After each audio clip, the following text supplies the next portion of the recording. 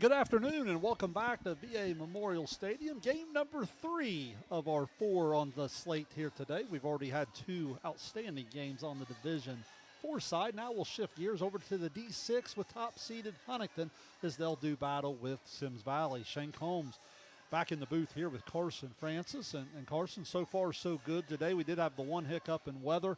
It's got us about 45 to probably 55 minutes, somewhere in that ballpark behind. But nonetheless, the sun's shining now. Symmes Valley finishing up some warm-ups. We're not that far away.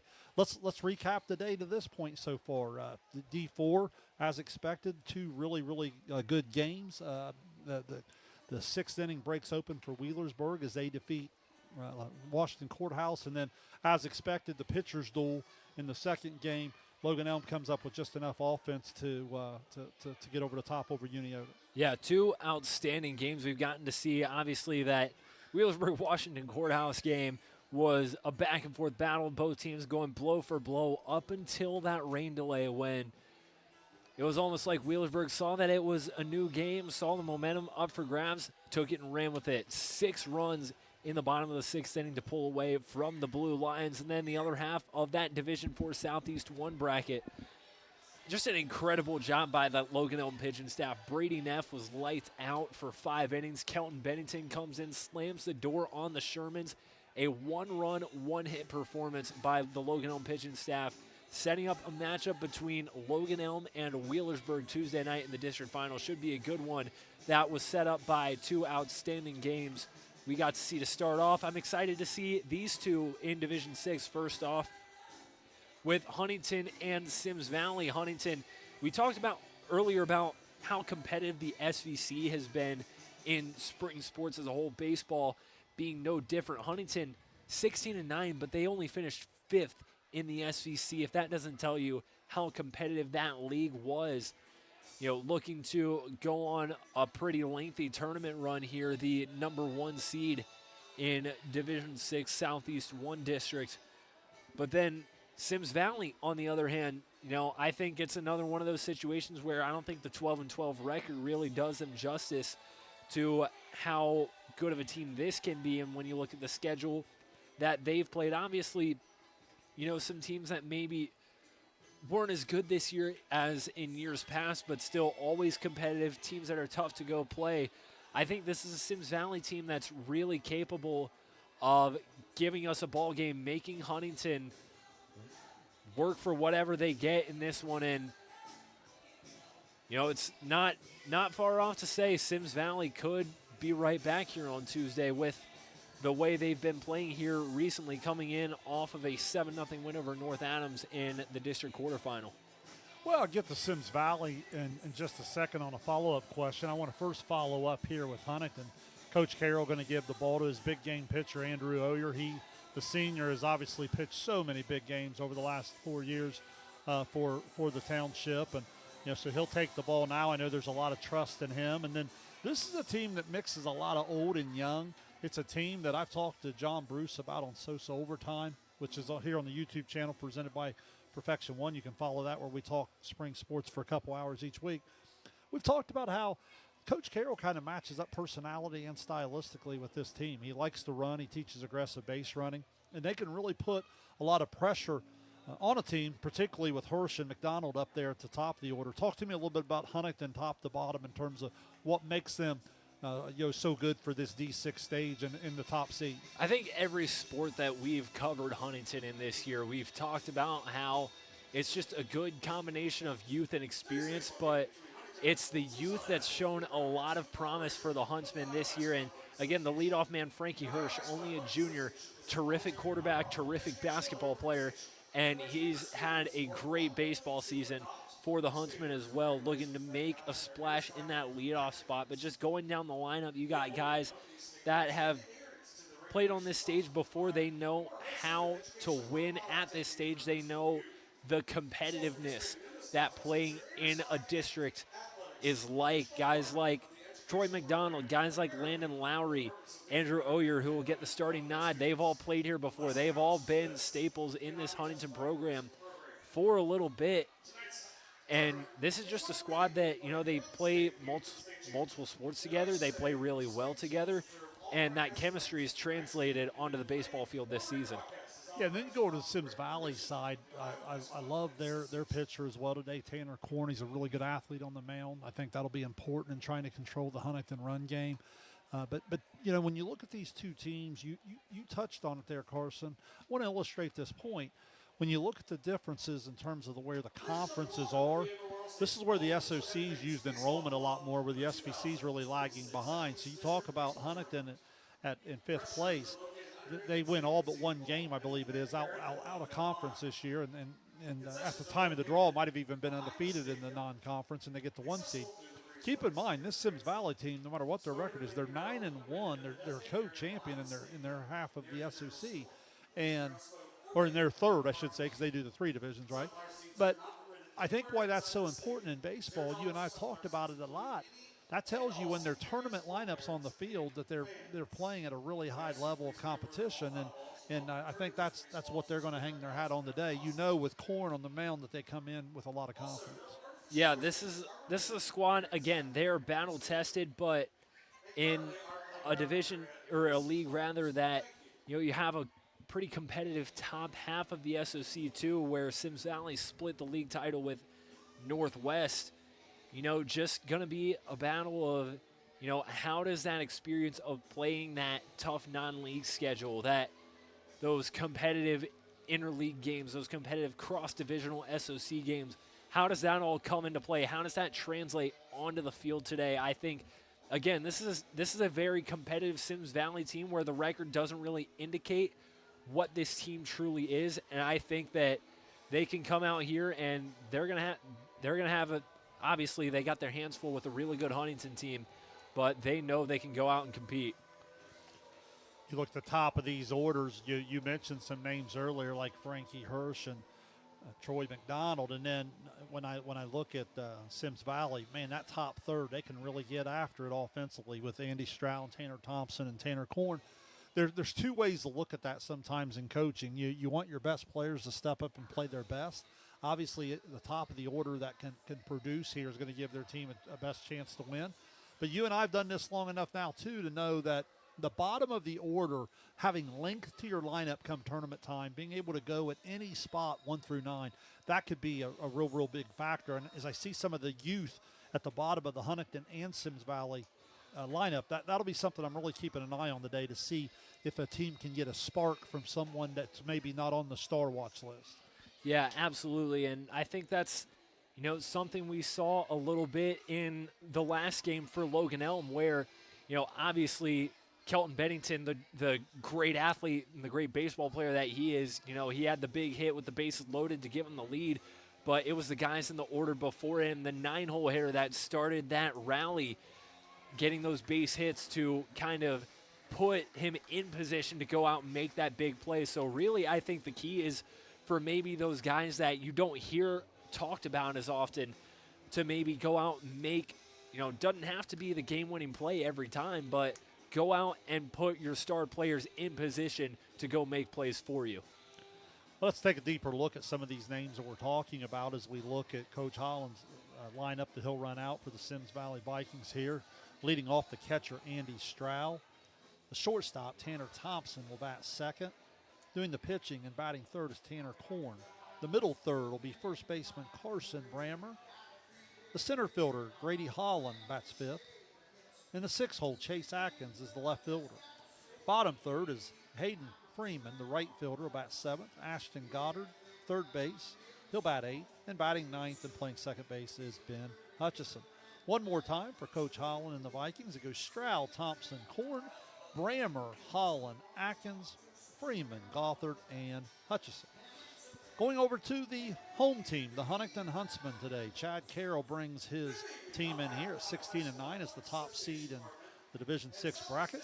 Leading off the shortstop, Frankie Hirsch. Batting second, the center fielder, Troy McDonald Jr.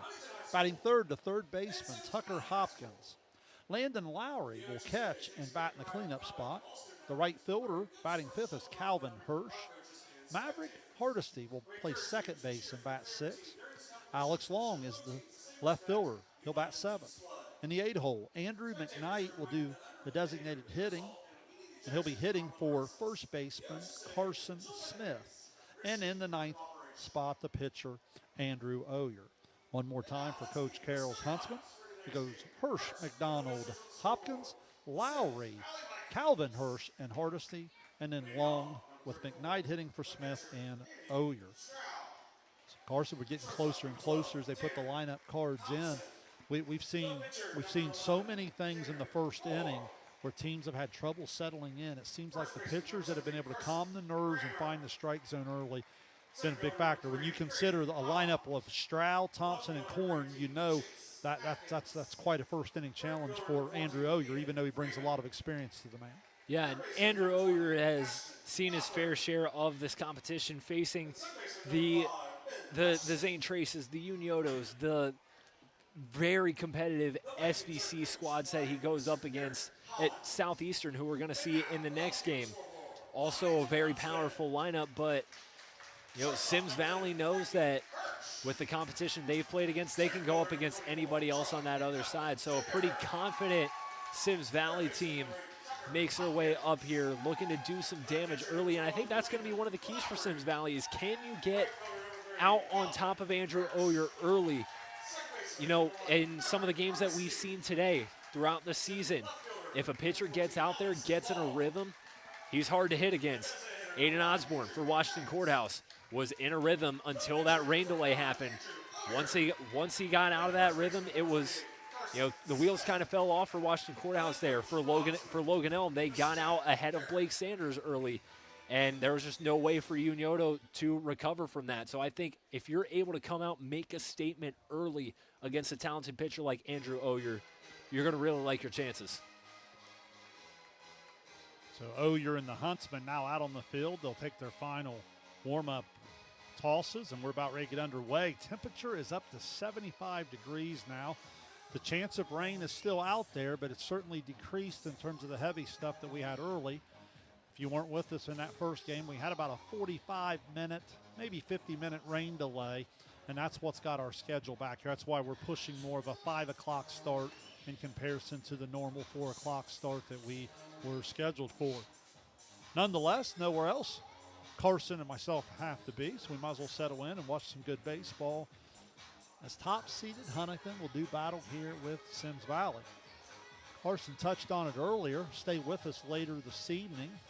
We'll have one more game to finish off. It'll be the other part of this Division 6 bracket, Southeastern and Manchester, and boy, should that be a doozy of a pitching matchup. Team we saw earlier in the season, Manchester, out of the shack going up against a powerful Southeastern team under first-year head coach Brad Valentine. A good way to close us out today. But like I said, I'm excited to watch this one. I think Symmes Valley comes in, again, they have the confidence. They're coming off a 7-0 win over North Adams, and they've gone toe-to-toe with a lot of really good teams on their schedule. So I think, as we flip the page to Division 6 from D4, I think we're in for a really good one to start us off this half of the day. As Carson mentioned, the 7-0 win over North Adams for Symmes Valley. Huntington advanced straight to this round as the top seed. So Andy Stroud's going to step in, the senior catcher, having just a terrific year, and Oyer's got the sign. It looks like we're ready to go just shy of 5 o'clock here. First pitch swinging. Oyer works out in front. Stroud, terrific player. His numbers, I guess, ended up coming back to earth a little bit, but boy, he was off to a nice start early in the year and has really maintained some pretty impressive numbers all year. That curveball there, he tucks the shoulder, but it finds the inside corner, and Oyer quickly ahead 0-2.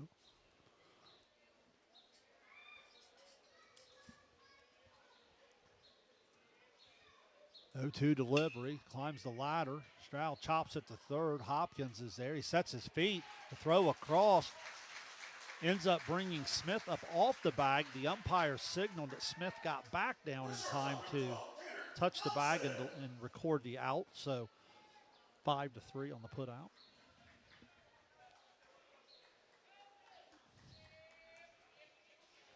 If you haven't had a chance to see Oyer pitch throughout his career, most of the time he hangs his hat on the efficiency. He's going to come right at you, attack it. He can throw multiple pitches for a strike, as you see there, the off speed. And once he gets ahead of you, he's going to try to put you away. I wouldn't describe him as overpowering, but extremely efficient.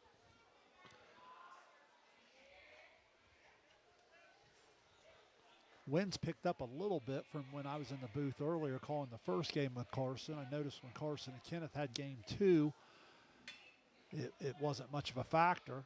There's a little bloop over top of second. Maverick Hardesty charging hard, goes to the slide and makes the play. Nicely done. I'll tell you what, we've seen a lot of outstanding defensive plays, and that grab from Hardesty, no different. Not often you talk about infielders covering a lot of ground, but that's a good chunk of turf that Maverick Hardesty had to cover to go make that sliding grab. So Tanner Thompson's retired on the little flare over top the pitcher's mound there with the effort of Hardesty. Now it brings up Tanner Korn, the pitcher. Gets ahead 1 ball in the count. Ball misses away. Tanner Korn, the senior, just been an outstanding player for Symmes Valley throughout his career, and he'll take the ball in the bottom half of the inning and look to give his team a chance to win and stay in the game throughout the game.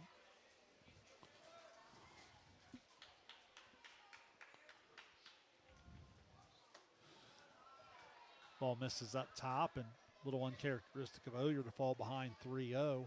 Let's see here if Korn decides to take all the way, looking for a 2-out base runner, or if they'll turn him loose and try to find a gap out of the 3-hole hitter. Pretty good take there. That ball was the pitcher's pitch on the outside corner, but does catch the corner.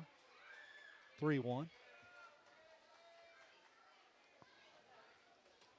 Goes right back out there, and umpire says he caught the corner again, so you're right back in the count now, 3-2.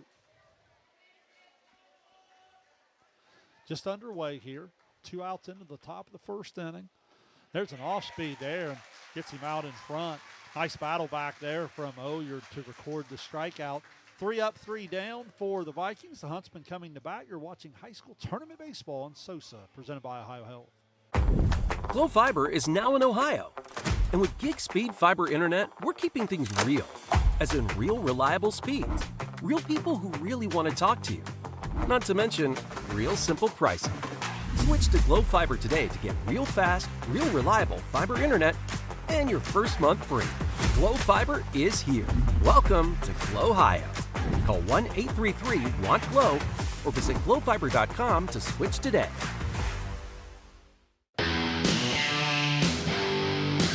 Kimberly. Tons of practice. 1 chop away from a black belt. 7 of the best sidekicks. And 5 years since her cancer diagnosis at Ohio Health.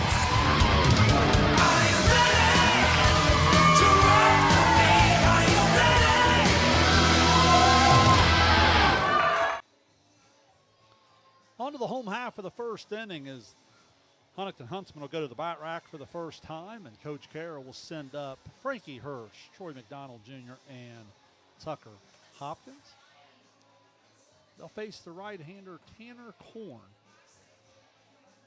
Korn's been the number 1 guy for the Vikings throughout the year. Again, as I said, they were a co-champion in their division of the SOC at 9-1. So this young man's had quite the success. Gives his team a lot of confidence when he takes the ball. And he'll have the challenge of trying to keep this athletic duo of Hirsch and McDonald off the bases here in the bottom of the first inning. Korn's last time out, pitched a full 7 innings. Gave up an earned run on 6 hits, walked 2, struck out 12 in an extra inning 2-1 loss to Fairland. First pitch there, takes a little something off and drops it in for a strike. And good fastball, curveball mix. You know, I've never described him as overpowering, but you rattle off that 12 strikeouts, and there are times where he can get it going and have the higher strikeout total. So right from the get-go, you see the curveball, you see the fastball, and he locates them both. He's ahead 0-2 against the very, very talented Frankie Hirsch, as you said, one of the top 3 sport athletes in our entire coverage area. Climbs the ladder, see if he gets a chase. Hirsch isn't having it, so 1-2.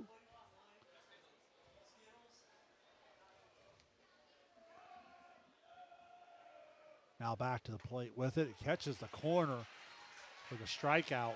Nice pitch there, so good sequence of pitches. And Tanner Korn starts the inning with a strikeout. Now McDonald will step in. Donald, just a sophomore, center fielder. He's done some pitching this year for Huntington. He's kind of a utility guy that can really play all over. Very, very talented athlete. Good baseball player. Getting the get ahead, and that's what we're talking about in the pregame. These 2 young men, Korn and Oyer, they more times than not will be in the zone. They usually will not beat themselves. Going to drop the bunt, shows off a little bit of speed game. Korn off the mound, and he's able to make the play, and that's going to be a big, big thing to watch. We talked about Huntington's speed game. We talked about Huntington, the ability to bunt, the ability to run. I think the athleticism, Carson, of Korn is going to play a big, big factor. I don't hate the idea there, but I think if you're going to do that, you got to make someone other than Korn field the baseball. And especially with how he's just been, you know, at times he's been one of the most dominant pitchers in Southeast Ohio. He's, you know, you got to have him in a position to where he can just go out there and throw pitches, not have to worry about going and fielding in those situations. And bringing him off the mound like that, you know, worked out that time, but in a situation where maybe there's a few extra runners on base, might need to do things a little differently. Now it's Tucker, Hopkins, and Korn quickly out in front 1-2 here. Hopkins, just a freshman, a third baseman. There's an off speed to the outside, just misses. So first Oyer in the top half of the inning, now Korn. Both pitchers, as expected, seem to be in total control of their emotions, good release points, executing and commanding their pitches here in the early going. And there's a swing and a miss just like that. 2 strikeouts in the inning for Korn. Both teams go 3 up, 3 down. We're off to the second inning. You're watching high school tournament baseball here on SOSA, presented by Ohio Health.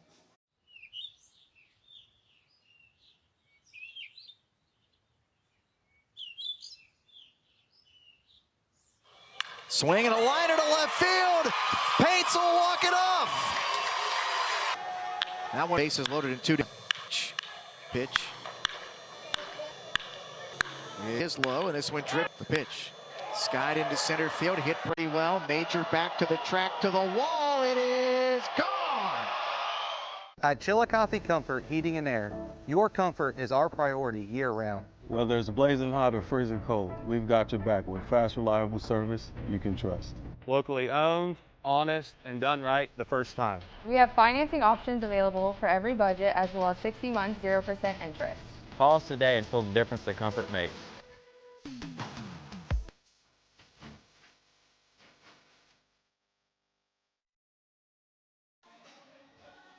Welcome back, top of the second inning. Scoreless here as both teams go 3 up, 3 down there in their respective halves of the first inning. And Carson kind of brings me to a point we talked about in the pregame where there's so much talent in the top third of both of those orders.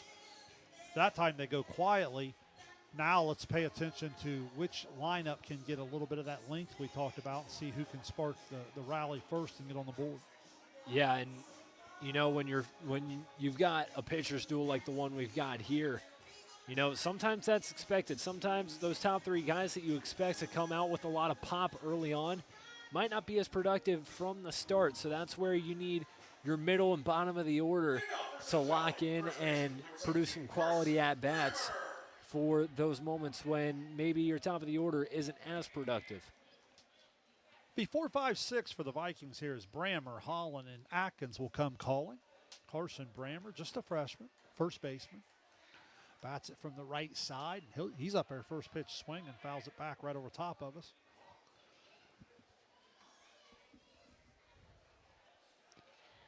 You've been ahead of all but one hitter, and even that hitter was Tanner Korn. He got behind 3-0, came all the way back to strike him out.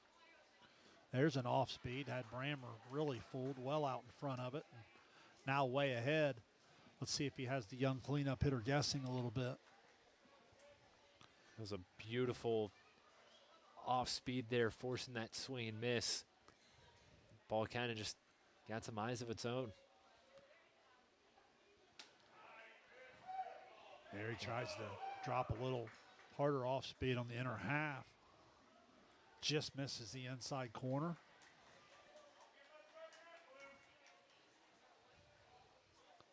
Now back to the 1-2, and he brings it. Same type of pitch, but takes it to the outer half and gets the swing and miss. Second strikeout here in the early going for Oyer. Huntington right-hander looks really sharp. Yeah, he's just gone out, gone right to work. He's attacked. And so far, 4 up, 4 down. Grady Holland's a one-out batter. He's hitting some different spots in the order for the Vikings throughout the year. Kind of has some leadoff characteristics, and that's what Symmes Valley is looking for. Is he takes the big breaking ball for a strike, and a lot of times Oyer's ability to drop that 65-mile-per-hour off speed in there for a strike early in the count can pitch backwards a little bit and really throw some hitters off. Fastball usually play in the upper 70s, occasionally touch 80, but the off-speed pitch and the command of it makes him really, really tough to hit. There's another example of it. Yeah, Symmes Valley just trying to put the ball in play, just get anything going against Oyer the way he's been dealing so far. Here's the 1-2 pitch. Climbs the ladder there. No chase, but does change the eye level. Now 2-2. Let's see if he doubles up on the fastball or comes back to the off speed that he's had such good control up to the outside corner. Here's a ground ball in the hole. Diving effort from shortstop Frankie Hirsch. Goes just under the glove and out in the left field for the first hit in the game. And Symmes Valley with some speed on first base. Let's see what they decide to do with it. Yeah, good effort by Hirsch. Just unable to field it cleanly, and a nice roll into left field for a base hit for Holland. And now let's see how Symmes Valley can run with the momentum of getting the first base runner of the game for either side. Slide step. It's going to be a bunt right back to Oyer. He had a look momentarily at second. Good decision to take the out. So give Chase Atkins the sacrifice bunt. That'll go 1-3. I'm not going to tell Andrew Oyer what to do. I thought he fielded that ball in plenty of time to at least try and make a play at second, but he took the safe way out. Don't blame him at all. 2 away. Well, and it's the second out of the inning, and you are toward the bottom of the order, but nonetheless, you still got to make a pitch here to get out of trouble, because now in the RBI chance will be Aiden Freeman, the right fielder. With the speed of Holland running on contact with 2 outs, you'd think anything to the outfield would be a run. Holland runs really well. Long look there at second base. Actually gives a third look. Misses to the outside, so Oyer into the stretch in terms of base runner on now. He's got to find that command. Pick back to second base. That was Hardesty coming in from second base to apply the tag. Holland dives back safely. If you're not familiar with the VA Memorial Stadium, which most of our viewers I think now are because this has been such a great place to host over the years. Really, really big ballpark in terms of high school baseball. It's a swing and a miss. The gaps play really big, a lot of extra base hits, but then you got to really be sounding your backups too. You throw the ball away here, it's going to be a base if you're lucky, could be two. Timeout there in the box by Freeman. And especially, I think in a way, being familiar with this ballpark can play to your advantage to a certain extent. Huntington's played here throughout the season. They've played tournament games here in years past. Symmes Valley made a visit here to the VA during the regular season too. So getting familiar with the playing surface, with the dimensions of the ballpark, some of the unique factors that come with playing here could go a long way. 2-1 count. Oyer looks at second. Misses down and in. Now falls behind 3-1. Huntington infield plays Freeman fairly straight up with Hardesty pinch in the middle there a little bit to try to keep Holland as close as possible. Outfield fairly straight away with McDonald slight pull in center. Pitch, there's a swing and a foul at the plate. Going to run the count full.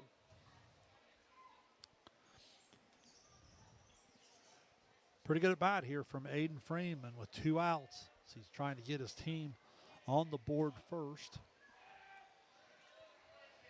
After Grady Holland had a 1-out single on a ground ball into left field. He's currently at second base after being sacrificed there by teammate Chase Atkins. And there's a swing and a miss. And Oyer records strikeout number 3 to Strahan Holland at second, and will remain scoreless as we head to the home half of the second. Shank Holmes, Carson Francis, you're watching high school tournament baseball on SOSA, presented by Ohio Health.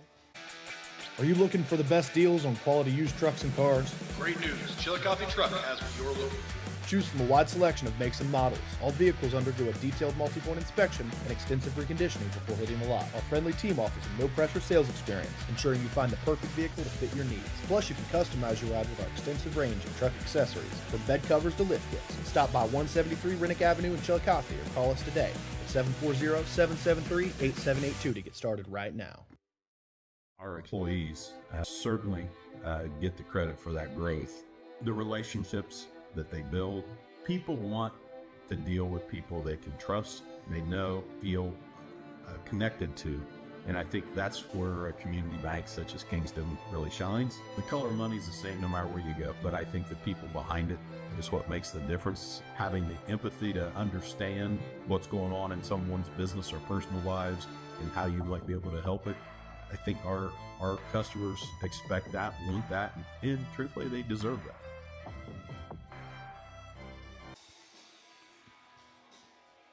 Off to the home half of the second inning. It'll be 4-5-6 for Coach Carroll and his Huntington Huntsmen. As Landon Lowry, the catcher, will step in. Lowry, a junior. Responsibility of hitting here in the cleanup spot. Normally looking to knock some of those elite athletes in there in the top third, but in this case, going to play the role of leadoff hitter and try to get his Huntsmen a spark here in the second inning. There's a get ahead fastball, 78 miles per hour. Corn, again, a lot like, you're going to live up there in the upper 70s. Certainly can throw it up closer to 80 at times, but I think what makes him really elite is the ability to command that off speed. Now way ahead here. There's a swing and a hard shot into left field. And Lowry turns on a ball up in the zone there and gets on top of it and rips it into left field for a leadoff base hit. That'll bring freshman Calvin Hirsch to the plate. Calvin hitting in the 5-hole, playing right field today. Coach Carroll rolled through some signs here. See if they put some pressure on the corner infielders of Symmes Valley. We talked about it earlier. You can bunt a little bit against them, but you got to get the ball away from Corn. Stroud rips one down there to first base. Carson Brammer coming in to cover the bag. Quick tag down, but Lowry is back safely. I believe the pitch was called a ball when he pulled the bat back. Now the bunt goes up in the air, and they've got him doubled up. They about threw it in the right field. I don't think he realized he had that much time. The ball was bunted in the air, and Corn made the athletic play. We've highlighted his athleticism a couple times, and then Carson, I don't think he realized the runner ended up breaking. He had forever and a day. He probably could have jogged over there and hit it himself. He about tossed it out to right fielder Aiden Freeman there, but good play from Brammer, and the double play squashes the early rally opportunity. 2 outs, nobody on. We usually don't talk about pitchers when we bring up web jams, but that was a beautiful one right there, and that's a beautiful hit by Hardesty into left. Yeah, Hardesty rips a ground ball there. Right by third baseman Ashton Gothard. I think they're going to call that an error, according to the board. So I guess was it off his glove? Well, it got on him in a hurry, and I think it certainly went under the glove, but nonetheless, no matter how you score, you got a 2-out base runner there in the form of Maverick Hardesty, and he's going to go on the first pitch. Steals the base easily, and there's an example of what I'm talking about.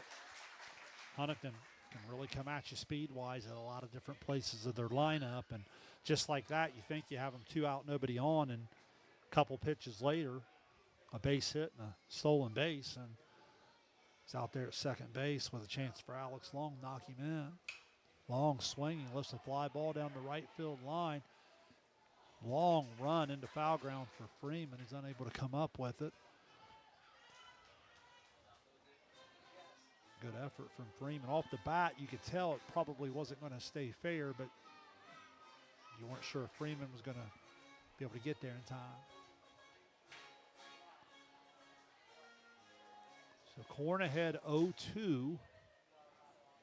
He's been ahead 0-2 a couple times, and he's caught quite a bit of the plate coming at these hitters and giving up a couple base hits. Runner's going there. He breaks there. Now all of a sudden, good hustle for the catcher there. That ball gets away there, and Stroud being able to run that ball down, him going on the pitch. You wondered for a second if the speedy Hardesty had thoughts of turning the corner and going home. So now just 90 feet away, 1-2 to count with two outs in the inning. Corn misses upstairs, evens count 2-2. Even in the 2-out spot, Corn will stay in the stretch. If he goes back to the breaking ball, Andy Stroud will have to be up to the challenge of making sure that ball doesn't get too far away with the speed of Hardesty now at third. There's a chopper to first base side. Knocked down by Brammer. Does a good job of keeping it in front. Picks it up and goes to the bag. And that kills the rally. We play 2 complete. We're still scoreless. Stay with us. You're watching high school tournament baseball here on SOSA, presented by Ohio Health. For 175 years, the Glockner name has stood for trust. Today, that promise continues. Every time your family turns the key. Generations have trusted us for one reason. We never stopped caring. From preschool drop-offs to road trips, you leave our service center knowing your family is in the safest hands possible. 175 years of social proof that this isn't just service. It's a promise from our family to yours. At North Fork Animal Clinic, we're more than your pet's health care. We're your neighbors. We combine top-quality veterinary care with the availability you can count on, keeping tails wagging and pets thriving. And as proud supporters of youth sports in Southern Ohio, we're committed to helping our whole community grow strong. North Fork Animal Clinic, caring for pets, supporting our community. Welcome back, VA Memorial Stadium, Game 3 out of the 4 we hope to bring you here today if the weather continues to cooperate.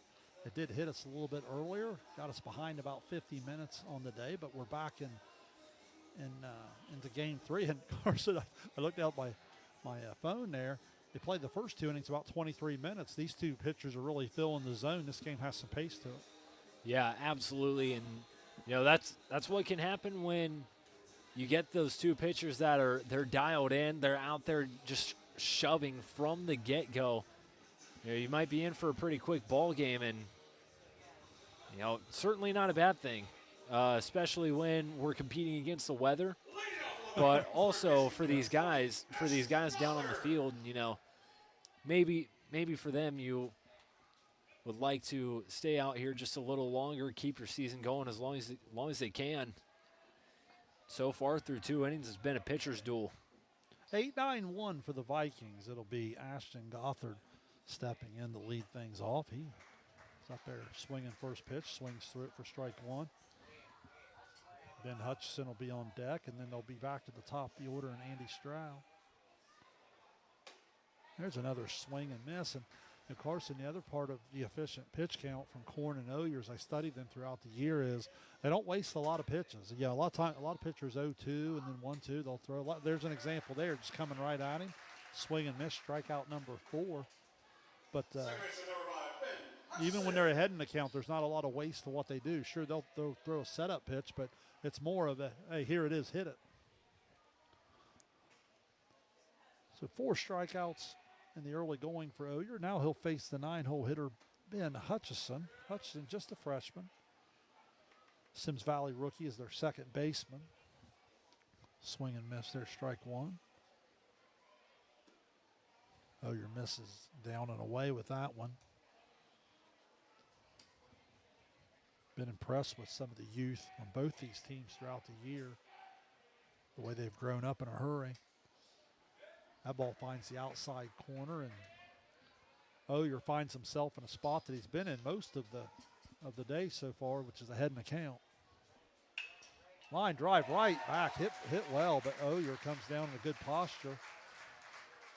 That ball couldn't have been hit any more perfect in terms of where his glove was. So line out back to Oyer, second out of the inning, and we'll turn the order back over Andy Stroud. He had a ground ball to third base. Tucker Hopkins made the play on him in the first inning to get the game started.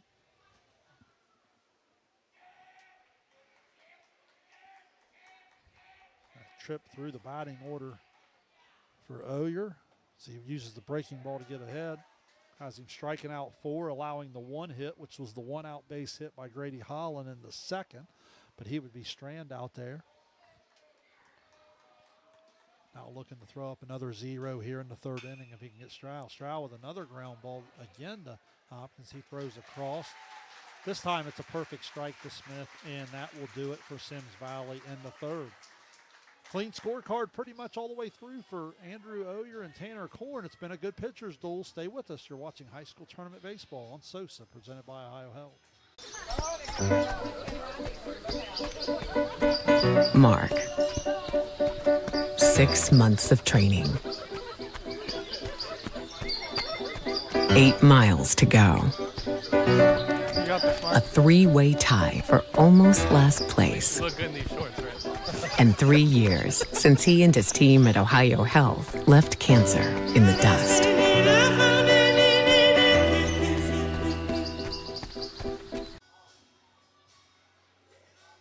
Welcome back, VA Memorial Stadium. Division 6 district semifinal baseball is the top-seeded Huntington Huntsmen. Will take their third offensive opportunity here in the bottom of the third, and Tanner Korn will return to the mound where he's still, I guess hasn't allowed a hit with the scoring decision of the. No, I'm sorry. He had the Landon Lowry single, and then that was the bunt that went into the double play, and then had Hardesty reach on an error, still a base, but then he was able to strand him over at third after he went there on the wild pitch. Elsewhere in Division 6, down in Athens, a district semifinal down there, Reedsville Eastern making quick work of Paint Valley, just 2 outs away from a run rule, 14-1 over the Bearcats down in Athens. Yeah, big first inning for Eastern there. Paint Valley had trouble settling into that first inning. Eastern had scored, I know, at least 2 before they recorded an out. I think it was almost 4 before they recorded a second out. It's a good example, coaching-wise, of the rookie versus the vet. You got the coaching experience of Chris Stewart on one side, the first-year head coach Trent Metler, who did a great job his first season, your successor as the head coach of Paint Valley. This experience prevails in that one. Can't say enough about the job that Trent did there in the first year, and you know, you've highlighted the SVC and how tough that is. So the record is what it is, but come on the second half of the year, they beat Southeastern, they beat Adena there in the tournament. Had some other really close games, and like I said today, just run into a tough spot. But yeah, Coach Stewart does a terrific job down there at Eastern. I know he's got a group that's been really hungry to get back there and see if they can push a little further. And now Eastern will be a game away from returning to the Sweet 16 if they're able to come up with another win. Very quickly before we get back to this game, it was Gallia Academy taking down McLean 5-2 in Division 4 action. The Blue Devils will meet with Fairfield Union in a district final. Pitch misses away. Fairfield Union, that game was a really tight finish, I understood earlier. It was a 3-2 final over Circleville. Yeah, that's good baseball there, so I'm sure that was exciting. Appreciate those updates. So much stuff going on throughout the Southeast District, and SOSA just does an incredible job of keeping up with all of it as Corn falls behind. It's going to be 8-9-1 for Huntington here. Andrew McKnight, the designated hitter, steps in. He's ahead in the count. McKnight, just a sophomore. That time it's a strike. The corners were charging hard with Hutchison from second, prepared to go cover first base. There's the off speed there, and I can't tell if there's a little bit of rain falling. He acted like he just doesn't seem as comfortable with his grip here. I can't tell if the conditions were starting to change there a little bit. Now he's ready to go. 3-1 the count. There's a chopper, third base side, going to go foul.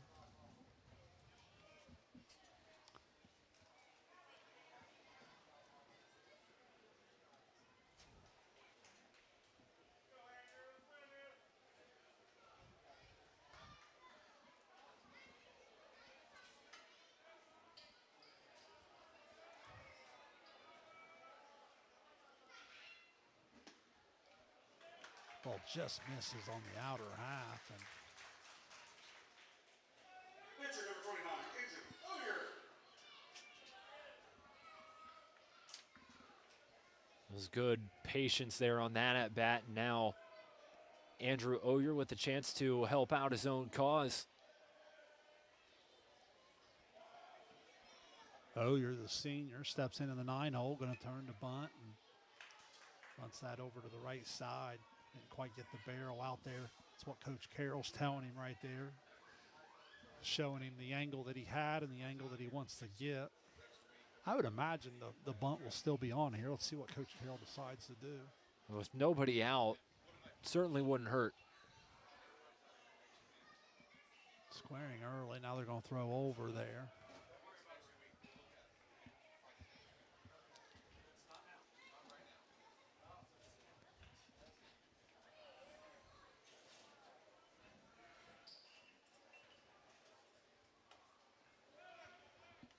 Pulls the bat back. Stroud goes down there.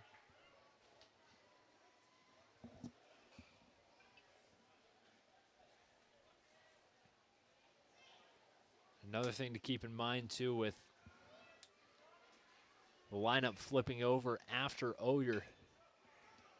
There's the bunt. Pitcher makes the play. Tosses it down to first base and give the sacrifice and move the guy up. Goes 1-3. Yeah, but that's even though the runner moves up to second, Now just getting that first out with the top of the order coming back up for Huntington. Very important step for Corn and the Symmes Valley defense.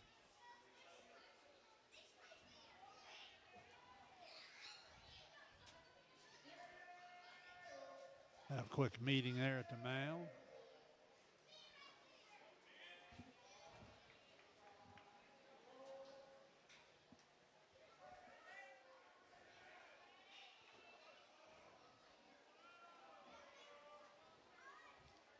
One out in the inning here.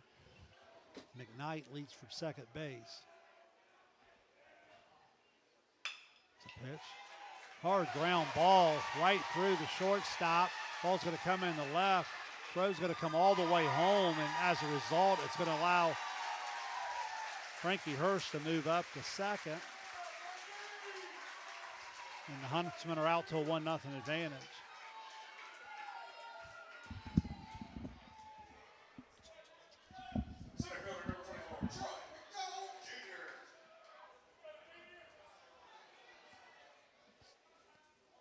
So I think they're going to rule that an error, which will take the RBI away. But nonetheless, 1-0 Huntington. And Hurst is still out there at second base with McDonald. So great opportunity for Huntington to play a little add-on here. An athlete here. I'm trying to get a number. I can't tell if they made some defensive switch. We missed that coming into the inning. I didn't. It looks like this ball gets away. Grady Holland took over on the mound for Symmes Valley. Yeah, I apologize. I missed that, and all of a sudden, because remember, I had said on the first batter, it looked like he had struggled. You could tell the arm angle was changed his there. grip, and yeah.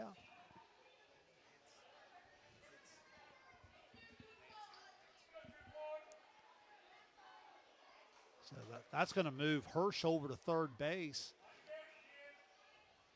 And again, they'll bring the infield in here.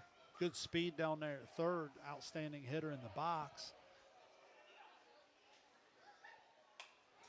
There's a foul back over the top. So 2-1 to McDonald. But again, Grady Holland coming in and out of center field is where he started on the card. There's a good pitch, a swing and a miss. 2-2. Certainly could use a strikeout here with a guy at third, less than 2 outs. Won't be easy to come by with the talent of McDonald. Infield remains in. Now the pitch. Gets a piece of it. Stay alive in the count.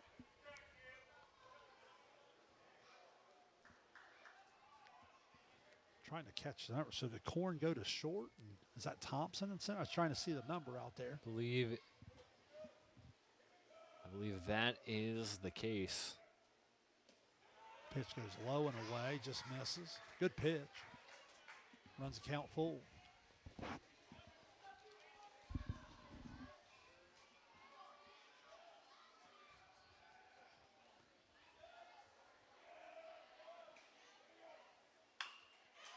Chop to third. Hirsch is going to come home. They're going to throw across, and the speed of McDonald beats it out. So that's the advantage of putting the ball in play, particularly on the ground when you can really run. The speed of Hirsch gives him no play at the plate, and then to throw across, not strong enough to beat the hustling McDonald down the line. So give him the infield hit and the RBI. Yeah, we talked about the speed in Troy McDonald and shows it off there.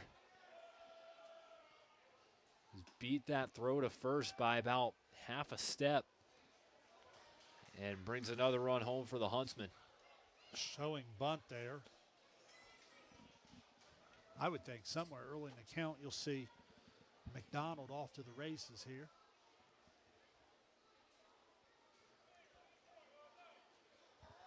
Holland looks in and gets the sign. Now he slide steps to the plate. The runner was going. The ball's lifted out to right field. McDonald now is aware of it, and he'll start to retreat as Aiden Freeman makes the catch. McDonald who had the base stolen for sure, is going to have to come on back to first base there. Now there's 2 outs in the inning. It was a good catch by Freeman, but just heads up base running there by McDonald, knowing where the ball's going, being able to see that and get back to first in time to prevent the double play. So now with 2 outs, McDonald still there. Pitch misses down and in to the 2-out batter, Landon Lowry. Lowry singled the left field back in the second inning, but he was doubled up on a bunt sacrifice opportunity where they bunted it in the air and ended up doubling him off first. McDonald looked like he was going there, and the move comes over his way.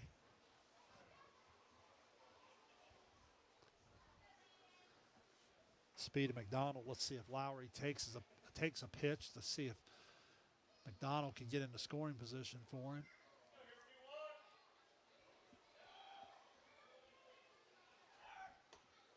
That's what they do. Throw down. Not a bad throw. It's just the speed of McDonald. Going to steal that one easily. 2-0 on Lowry. RBI opportunity with the speedy McDonald out at second base. Huntington already has 2 in.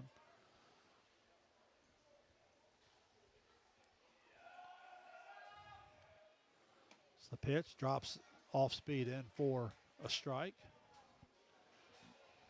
Good pitch there on the hitters count 2-0 to be able to drop that breaking pitch in there.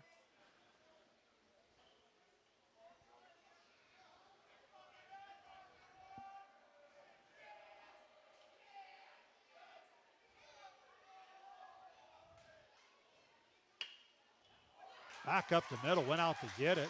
Can't tell if it caught a piece.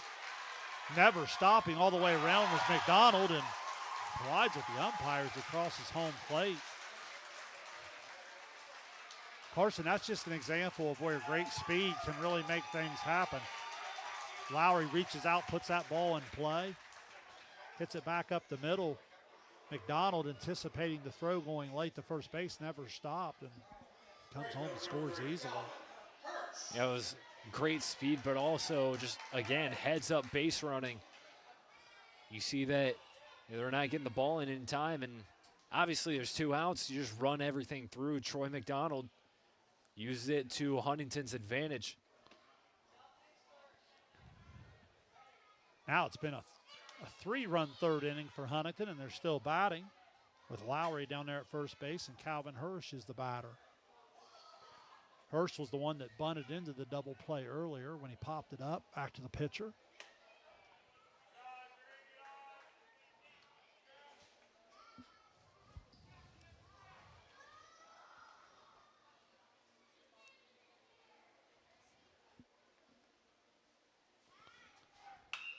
There's a ground ball to third, fielded there by Gothard. He throws across, and that will end the inning, but not before the Huntington Huntsmen plate 3 to jump out in front, and this one with a 3-0 advantage. Off to the 4th inning we go. You're watching high school tournament baseball on SOSA, presented by SOSA's The Dugout is Chillicothe's premier indoor baseball and softball training facility designed to serve local baseball and softball players of all ages. The Dugout is equipped with our fully featured hit tracks, the next-gen data capture and simulation system providing athletes with real-time feedback with the capability of playing in any of the 30 Major League Baseball stadiums. The Dugout has a 70-foot by 12-foot batting and pitching cage, and every user has access to baseball and softball pitching machines, plyo wall and arm strength bands, pitching mounts and softball mats, multiple tees and hitting nets. Wall-to-wall AstroTurf, 285-inch TVs, and Bluetooth speakers make the Dugout the place to be for all of our area baseball and softball players, no matter the age. Train year-round, improve your performance, and further develop your skills in a fun and competitive environment at SOSA's The Dugout. Located in the heart of downtown Chillicothe at 185 East Main Street. Visit our website at sosadugout.com to reserve a time today.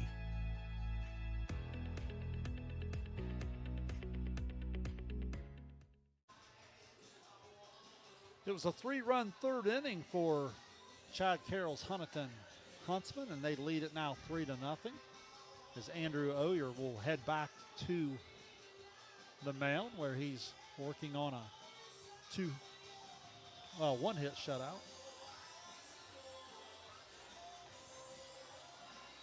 Just like the poise, the aggressiveness that Andrew Oyer is pitched with out there, just going right after these guys, and gets ahead in the count. Only one hit so far, but he's made up for it. He's had some great fielding plays as well. So, overall a pretty hot, efficient start for Andrew Oyer. Let's see if he can keep that up as he continues to work through the Symmes Valley lineup for the second time. Yeah, been really efficient so far. As I said, allowed the one hit. That guy was sacrificed out to second base there, but other than that, not a whole lot of doing here for the Symmes Valley offense through the first trip through the order. It'll be 2-3-4 here as Tanner Thompson will take a second crack at it. He had a little fly ball, a little weird fly ball right over top of the pitcher where Hardesty comes in sliding to make a diving catch on it back in the first inning. Big inning here for Oyer, facing the likes of Thompson and Korn and Brammer after his team gives him a 3-0 advantage. You want to keep the momentum. Misses on the first couple pitches, behind in the count 2-0. Honestly, this is, the 11th batter of the game, I believe. Been ahead of about 8 of them so far, so uncharacteristic of him to fall behind here.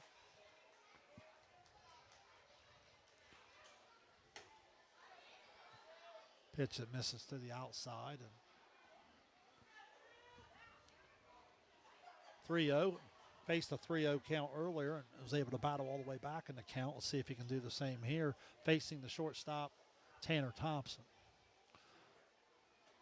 Thompson taking all the way. That's a strike.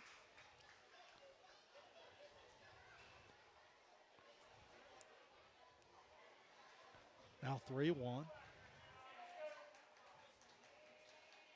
Oh, you're needing a strike. And he just misses. So leadoff walk for Tanner Thompson. First free pass of the game. And that'll bring Tanner Korn in, who started on the mound. He's gone to shortstop, as we believe was the rotation there. Kind of caught us off guard. We apologize for not having that right away for you in that last half inning. There's a swing and a miss.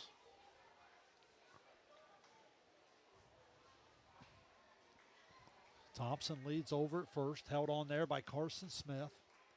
Oh, you're going to throw over, check the runner. Back standing up.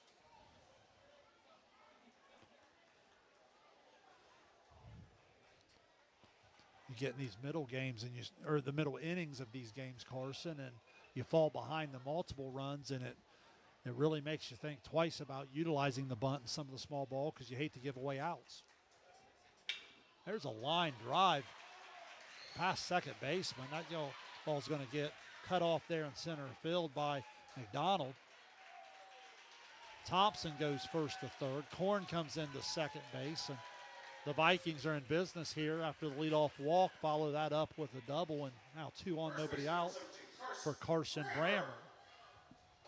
There's a good piece of hitting there by Tanner Korn, finding the gap.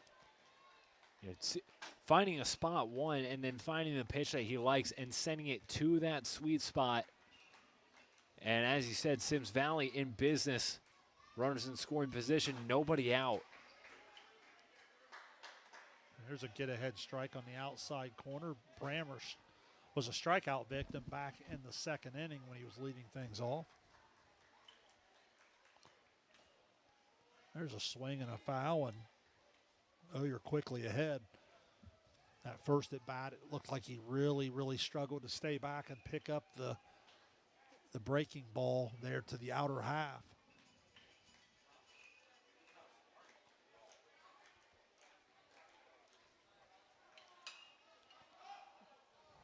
You're the fastball there. That's popped up, hits up on top of the overhang just above our heads here at VA Memorial Stadium. So still 0-2.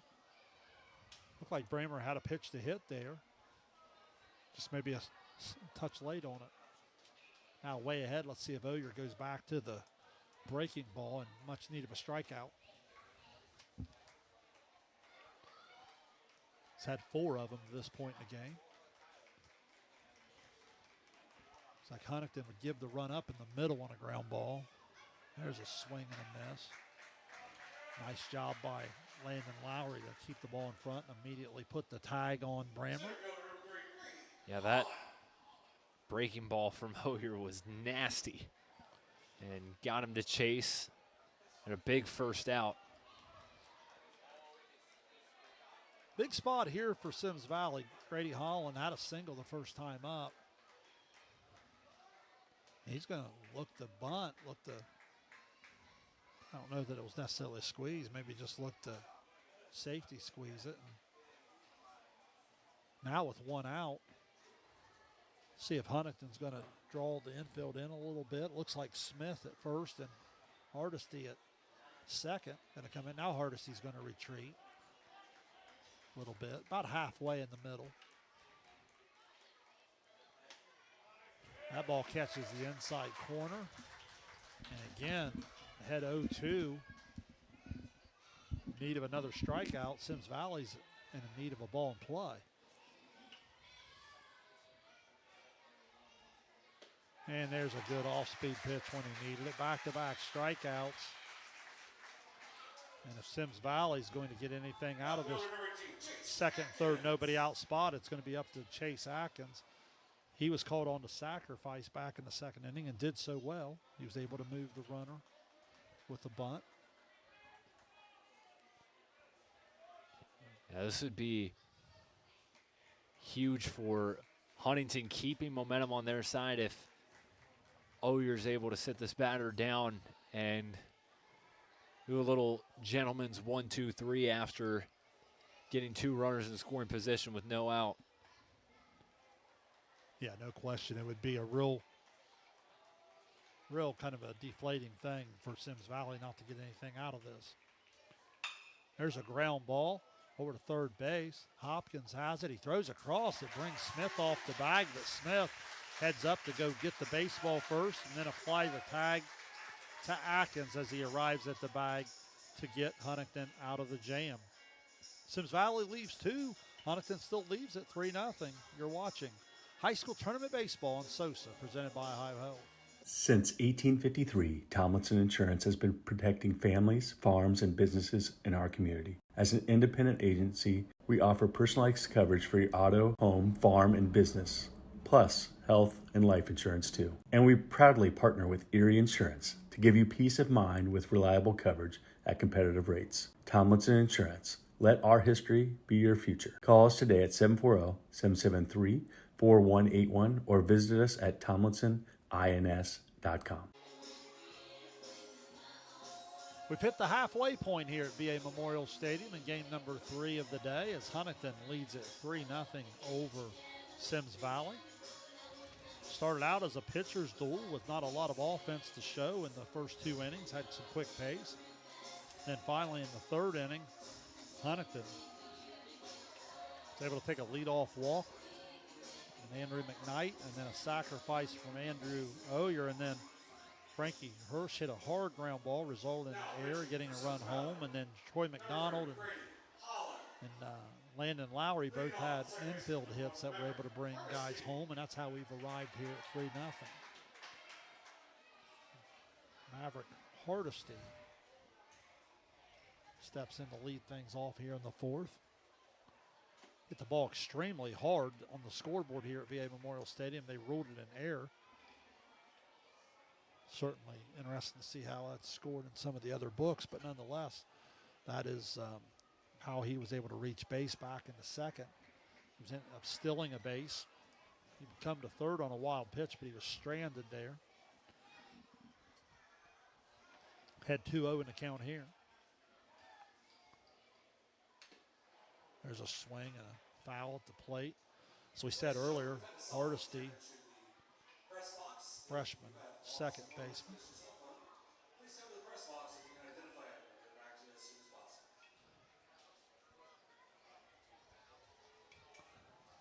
John Bruce, the man of many talents there, announcing that he's got the lost cell phone here at VA Memorial Stadium. Ball 3 to the outside.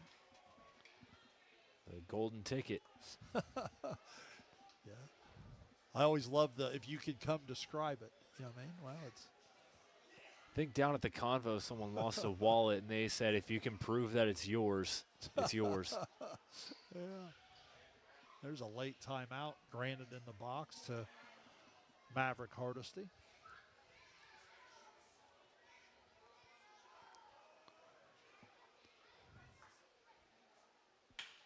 There's a swing and a line drive into center field. Diving. We believe that's Tanner Thompson. Is that what we've come up with? It is. Yes, that is Tanner Thompson, the center fielder. Great effort. Comes diving in. Unable to glove it, so that's going to be a hit for Hardesty to get things started here in the 4th inning. And Alex Long will be the batter. Long ended the 2nd inning when he hit a chopper over to Brammer at first base for a 3 unassisted put out. So he's 0 for 1.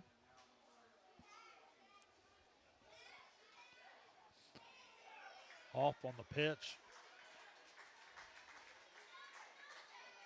The speedy Hardesty, and his speed, I thought, played a factor in the 2nd inning, although he didn't score. You can tell when he gets on base, he's a problem. Absolutely, and now he's in scoring position and a chance for Huntington to tack on some more.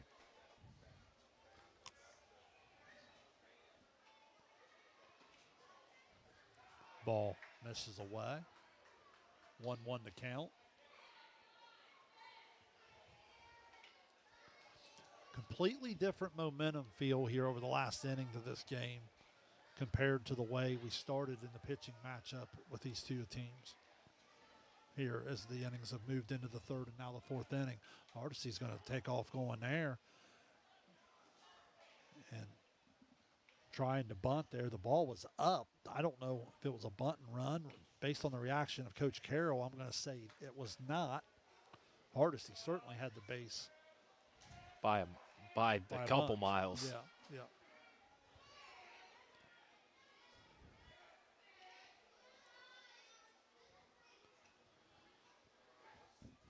Just so much you can do with the speed game. You get a guy like Hardesty on base, and he can really change an inning. So now Symmes Valley can't afford to give up any more, especially the way Andrew Oyer's throwing the ball.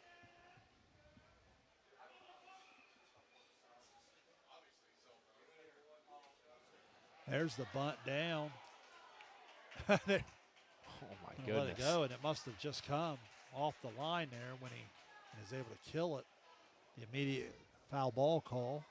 You know, for the way I've seen the ball travel on this VA Memorial Stadium turf, I've seen that play, and then there was a bunt in the last game that Kenneth and I had where the ball just died in the turf. Yeah. Both on bunts down the line. So 2-2's the count. Nobody out. Bottom of the 4th inning. Huntington looking to add to a 3-0 advantage. Long takes the pitch to the outside. Hardesty takes 3rd base on the breaking ball away. Pretty good throw for Stroud. I didn't think the play would be as close as it was, but Stroud made a pretty good throw with the ball that was breaking away from the target there. So now 3-2, infield in. There's a fly ball out in the right field. Coming back was Freeman. Now he comes in. That ball could be a problem. He's still chasing that one. This has got a chance to go all the way around if Coach Carroll, let's see if he puts the stop sign up. Now they even bobbled at second, and he's going to come all the way around, and Alex Long. I'll let John Bruce decide how we're going to score that, but most notably it's now 5-0.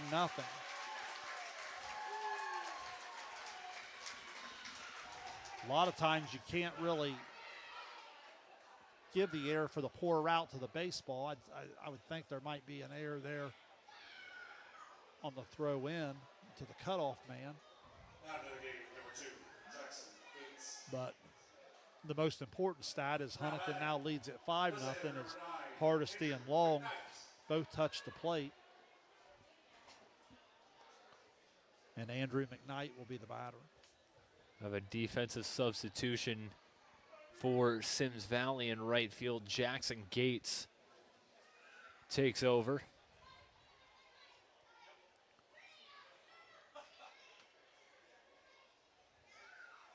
So we're going to Tuesday night for the final. So you certainly have a little bit of time, as Huntington's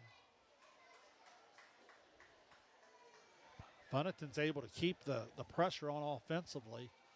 Again, I don't have a pitch count in front of me, but that certainly is going to factor into how Coach Carroll might start thinking about managing the rest of this game.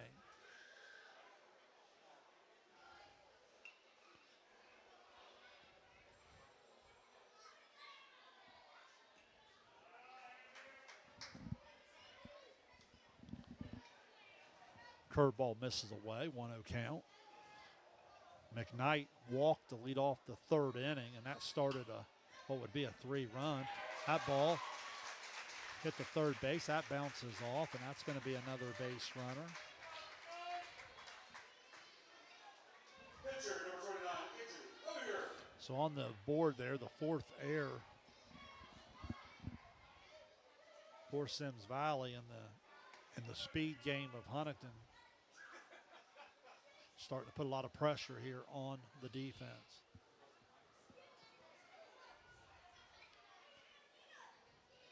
There's a drop step.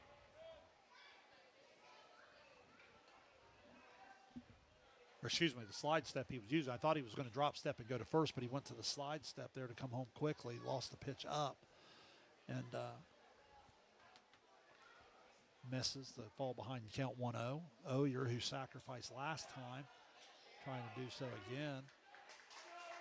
That time the ball pops away, and Andrew McKnight hustling and diving into second base.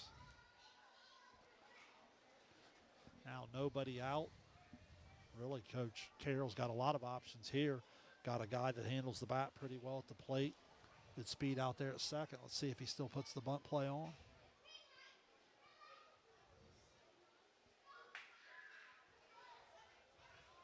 Long hold, now going to throw back in behind the runner.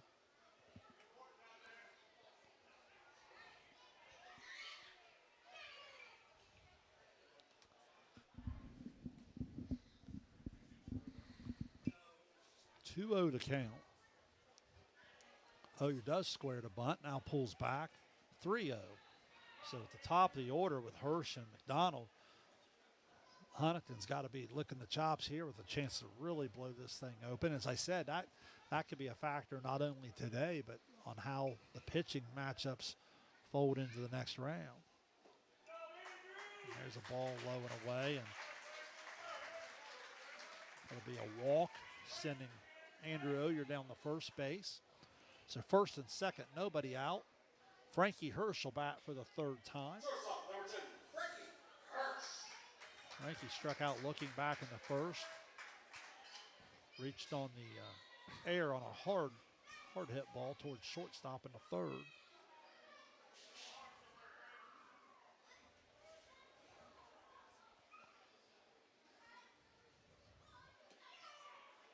Ball misses away, and again, it's been a good mixture of patience from the Huntington hitters. Good speed game. They've been getting good jumps on the bases.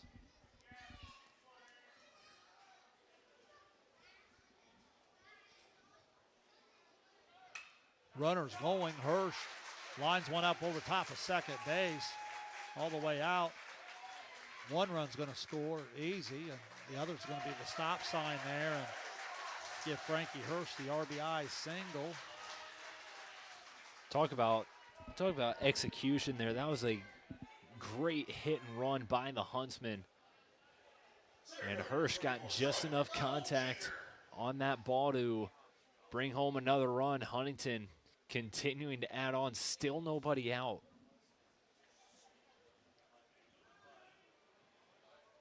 And now McDonald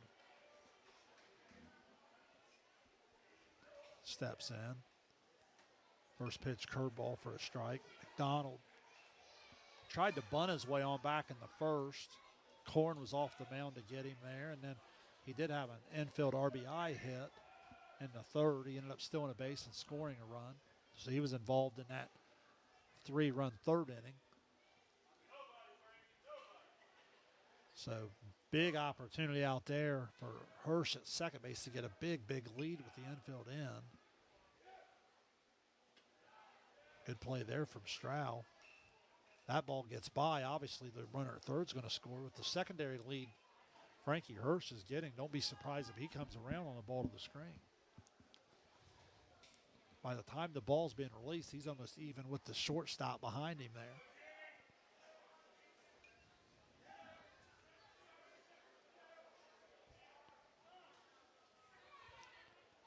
Timeout in the box there for McDonald. Donald an all-league and all-district selection. Certainly will be a candidate for All-Ohio with the year he's had. If you remember, we've been talking about the multi-sport athletes on this Huntington team and the year that Huntington athletics have had. If you remember when we did them week 10 in football, it was Troy McDonald was their kicker. He just missed a good chunk of the season. But another example of just the all-around athleticism in multi-sport situations for Huntington. 1-1 count. There's a swing, hard ground ball to short. He's going to come home. They apply the tag. They missed it. The throw ended up bringing him in front of the plate. Oyer goes head first, and I couldn't tell. We were blocked off. I couldn't tell if he dropped it and had to go pick it up, or by the time he reached, Oyer was able to slide in safely, and everything going the way of the green and white. They now lead at 7-0. Still nobody out. First and third.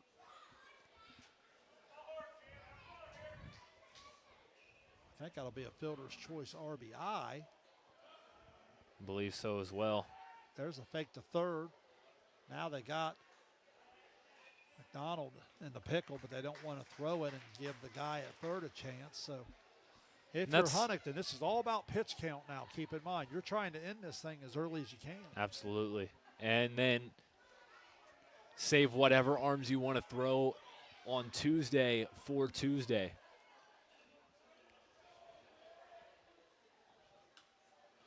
And I wouldn't rule out at this point, depending on what the counts are, I wouldn't rule out bringing Oyer back.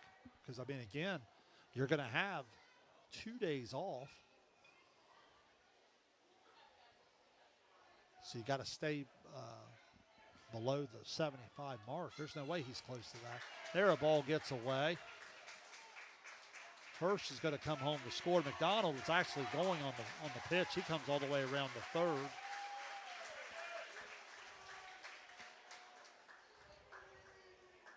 Now it's 8-0. Tucker Hopkins, 0 for 2 on the night. He struck out in the first, hit a fly ball out to right field in the third.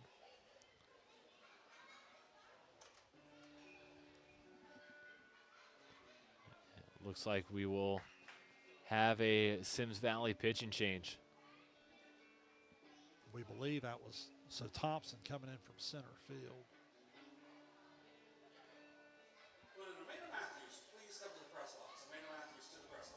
So with the pitching change, we'll step away. It's 8-0 Huntington here in the home half of the fourth inning.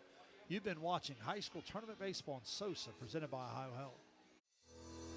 SOSA's The Dugout is Chillicothe's premier indoor baseball and softball training facility designed to serve local baseball and softball players of all ages.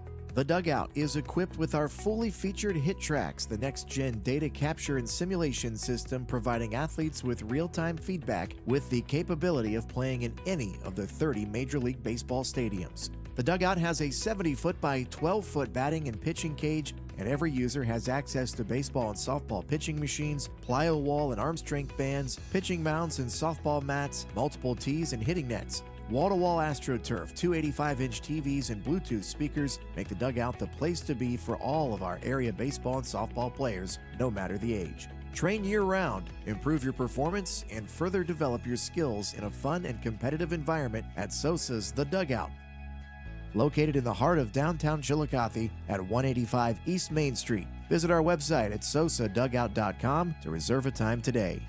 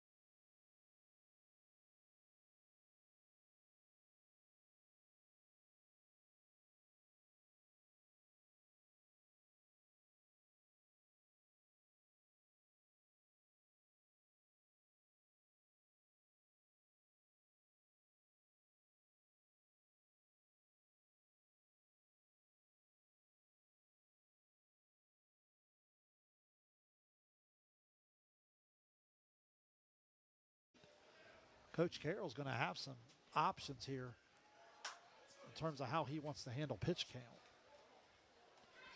And Thompson's last outing was Wednesday, May 13th, in a 5-4 loss to Rock Hill.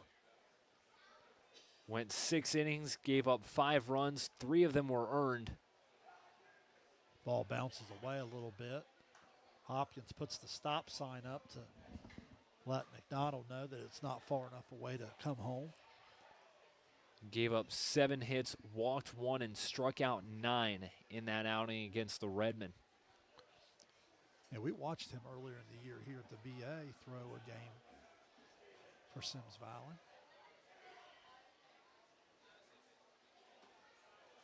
That ball misses to the outside, so base on ball for Thompson. So now 1st and 3rd, again, still nobody out. Huntington's able to get that 9th and 10th run in. They would be 3 miles from the house there in the top of the 5th.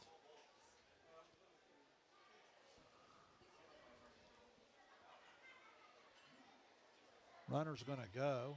No throw. So there's that 9th and 10th run that Huntington's looking at in terms of being able to go, and really, if Oyer throws or not, if he stays under that 75 pitch mark, he's going to be able to come back on Tuesday. That's a complete game changer in terms of that next matchup.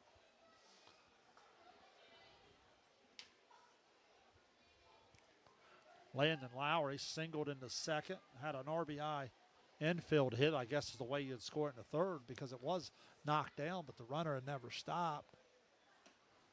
There's a strike on the outside corner.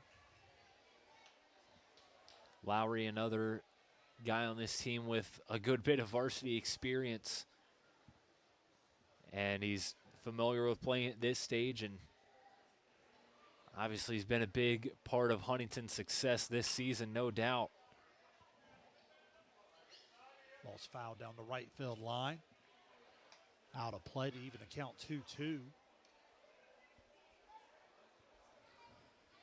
All kinds of speed down there at 3rd. If you're Lowry now, you're just trying to shorten up and get a ball in play. Again, I can't stress enough. I know at 8-0, you feel like this game might be over, but I can't stress enough how important it is for Huntington to execute here and set their pitching up for a huge advantage in the next round. As that pitch misses to go 3-2.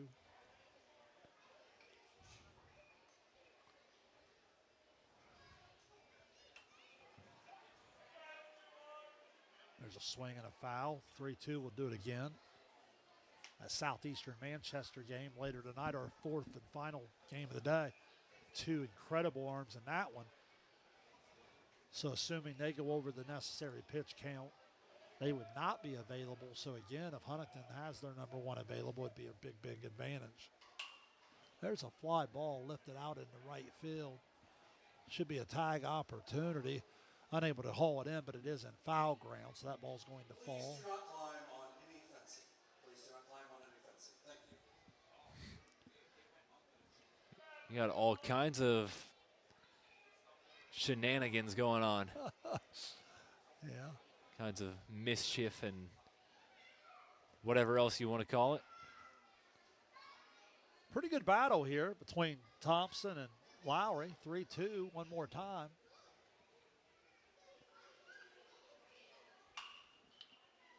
There's a swing and a hard ground ball foul, wide of third.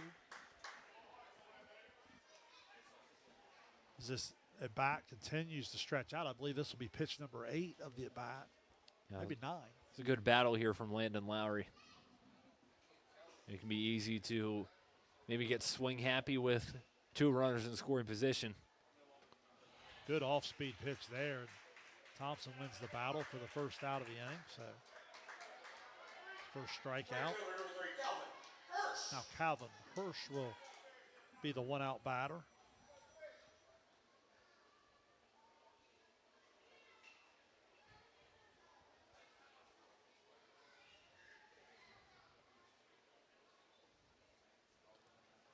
Thompson still working from the stretch there, trying to give his infield, which is drawn in, the best chance possible to come home.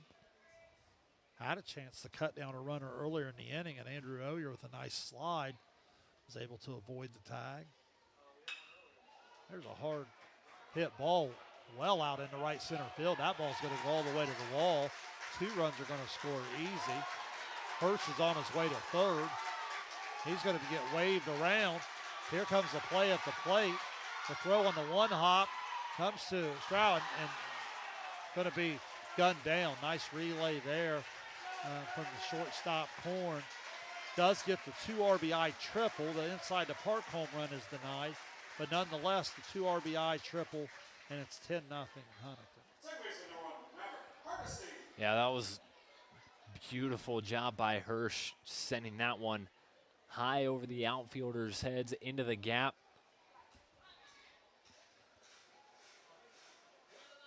And we're going to have... Well, I think on that might tell us a little bit of our story earlier. When he took that cut and he threw it home, you could see Korn, who threw a nice ball home. That's how they ended up getting Hirsch out. He immediately grabbed that arm a little bit, and you could tell it bothered him a little bit. So at 10-0, coach going to take him out. You know it's got to be a hard substitution to make, but you want to put the well-being of the young man ahead of the game there, and so I absolutely get it. And like we said, we don't know what happened with Tanner Korn. We don't know why he came off the mound. We're not going to try and play doctor and figure out why, but I think you make a really great point. You want to put his health, put his well-being ahead of the game at hand. We're going to have a defensive substitution for the Vikings. It'll be Nate Wheeler coming in to play second base. There's Wheeler there. Hutchison, did he move over to short to get Korn out of the game? I believe is what they did there. There's a swing and a miss. Hardesty's been involved in this from the get-go offensively. He had a hard hit ball that was ruled in air. Stole base, moved third on a wild pitch, and then he singled earlier in this inning. He was actually the leadoff hitter as they bat around here. He was the leadoff hitter in this 4th inning. Had a single and another stolen base, scored a run.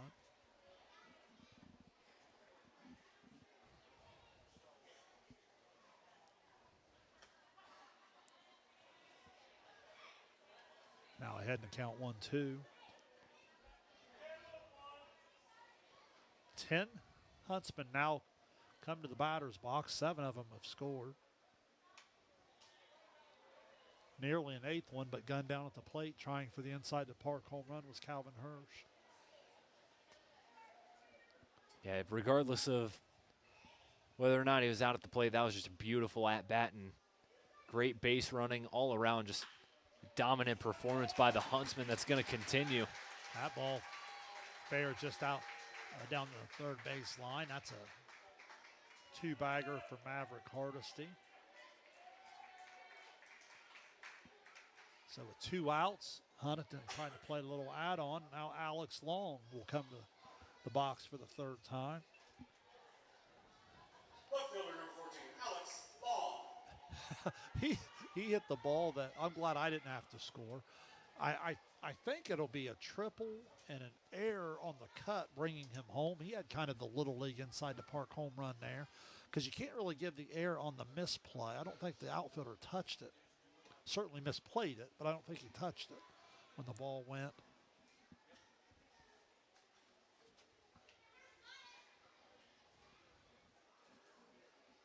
Now Symmes Valley just trying to piece this together to get through the inning as Huntington leads it 10-0. We anticipated a pitcher's duel coming in, and we got it for the first 2 innings. Oyer and Korn scoreless. Korn was forced out of the game, and Huntington wasted no time, scoring 3 in the third and now 7 here in the fourth. There's a swing, and the ball's looped out to right field. That ball's going to fall in, and that's going to be an RBI hit. Hardesty comes home, scores another run. Base hit for Alex Long, and now it's 11-0. And again, just even in the later stages of this one, just Huntington doing a great job. Just see ball, hit ball, put it in a good spot. And good awareness by these base runners.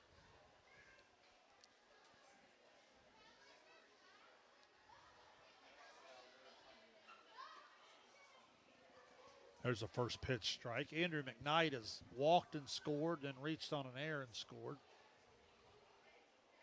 Sophomore serving as the designated hitter.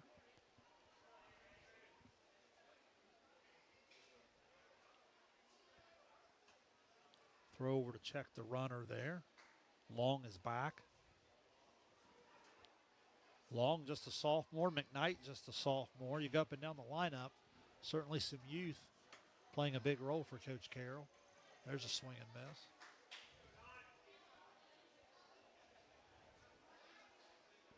Two strike count, 2 outs here in the home half of the fourth. 11-0 Huntington. Regardless of what happens here, they'll just need 3 outs to win this thing in the top of the fifth. There's a swing, and that ball's hit out toward the gap. That ball's going to go all the way to the wall. Long's going to score easy. On his way to third is McKnight. Ball comes into the cut. He's going to be held there, an RBI triple, and the hit parade continues for Huntington. 12-0. Yeah, and at the beginning of the inning, it was a hit parade that started with no outs, and now it's just as if Huntington is... I think Coach Carroll's going to go to his bench here and give someone an AB. Yeah, and honestly, too, if you're planning on using Andrew Oyer for that district final on Tuesday, it's probably not a bad idea. As much to the dismay of Oyer, he gave his coach the double thumbs down on his way to the dugout. Senior Sean Davis, who does a lot of pitching for Coach Carroll as well, he'll come in and get him an AB here in district play. Be interested to see if he stays in the pitch. Because again, depending on what Oyer's pitch count is, I don't know that you'll run him back out there.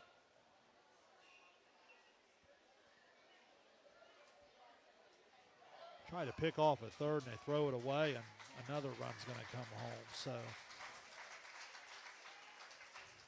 bad goes the worst as it's 13-0 Huntington.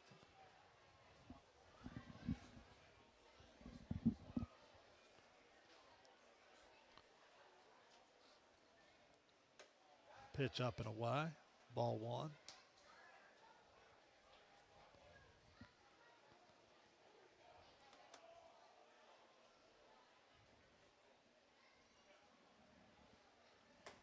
One-0 pitch misses up and in. Ball 2.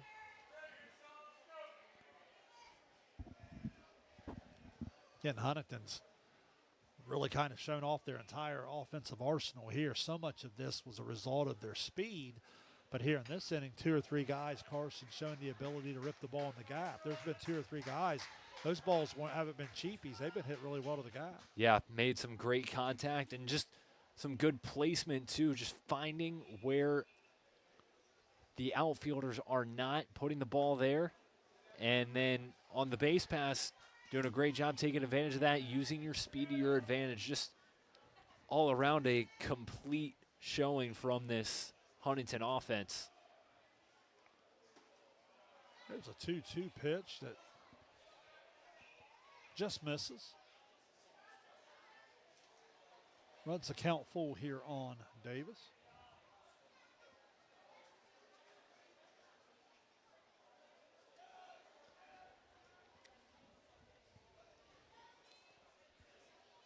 Long look in there in the sign. Now he's got what he wants.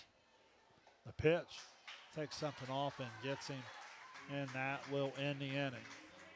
A whole lot of scoring there for the Huntington Huntsmen. They scored 10 to extend their lead to 13-0. Now they're just 3 miles away from a district championship date on Tuesday night. Stay with us. We'll have it for you. You're watching high school tournament baseball here on SOSA, presented by Ohio Health. This broadcast is brought to you in part by Willie & Son Trucking. Willie & Son Trucking has been a proud supporter of local student athletes, coaches, and athletic programs throughout its history. Be sure to look out for the Shack Athlete of the Week, presented by Willie & Son Trucking, each week at Richard. Countless nights in the garage. 8 shiny new pistons. 1 very happy 16-year-old granddaughter. And 2 years since starting cancer treatment at Ohio Health.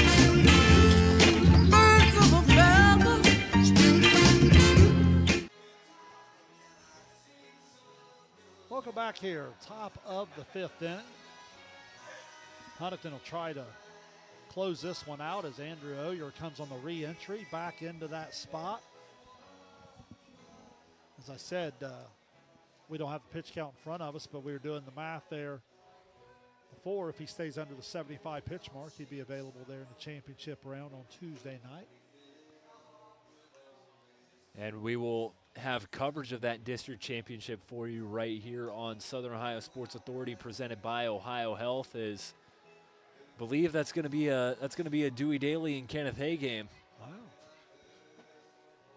We got a triple header on Tuesday. We'll have a Division 5 semifinal at 1:30, followed by the D6 district final and the D4 district final at 4 and 6:30 respectively.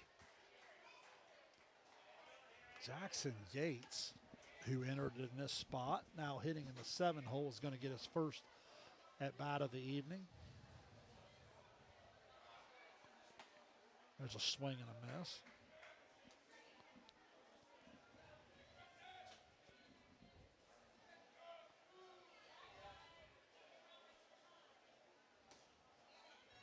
Strike 2 here. Oh, you're working quickly. Continues to work efficiently. Now I'm sure his teammates and his coaching staff don't mind that at all. And especially as we talked strategy throughout this game, just the quicker they can get out of this game, the better it helps Andrew Oyer's chances of being the starting pitcher for that district final on Tuesday. Ball to the outside corner. Yeah, looking at game changer here. Oyer's only sitting in the mid-50s, so he's got plenty of wiggle room here to finish this off for himself. There's a pitch that catches enough of the strike zone for the backwards K. Now Symmes Valley down to their last 2 outs as Ashton Gothard, the third baseman, come up, the senior. Going to get one last crack at it here in the batter's box.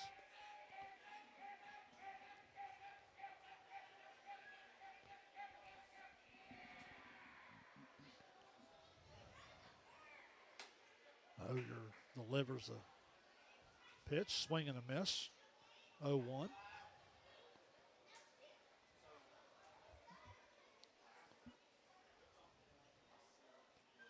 That ball misses down a little bit.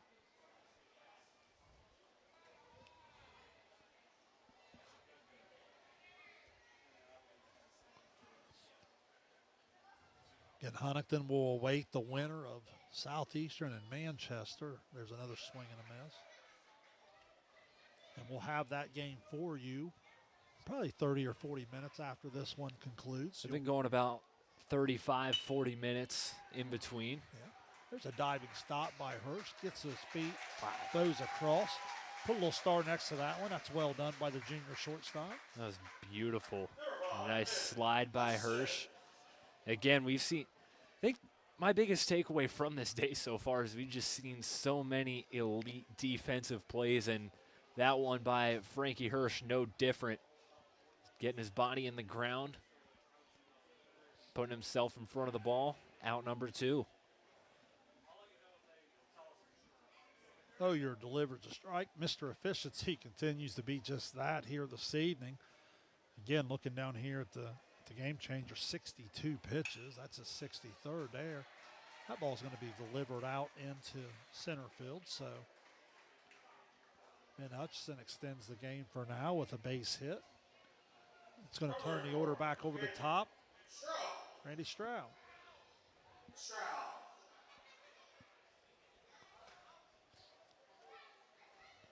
Now, again, you don't feel like the game's in doubt, but if he's unable to retire Stroud in what would be a longer at bat, you would start to pay attention to that pitch count. First pitch swinging. Foul ball chopped down just off the bag at third. Stroud, also a senior, terrific player, terrific career for the Vikings. Remember, these seniors are going to go out as co-champions in their division of the SOC. 9-1 mark this year. They shared the title with the Northwest Mohawks. There's a chopper just past in between third baseman Tucker Hopkins and the backhand of Frankie Hirsch is short. Back-to-back 2-out singles, and the Vikings will continue to compete as Tanner Thompson will come to the plate. Thompson pop out the second in the first inning, walked in the fourth inning.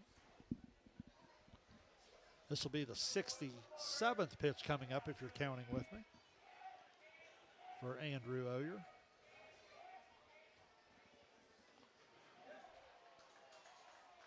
There's kind of an excuse me swing. Tried to, I think, hold up at the last minute and just couldn't do it.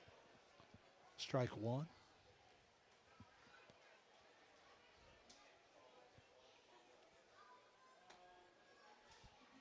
Ball misses away. Evens the count 1-1.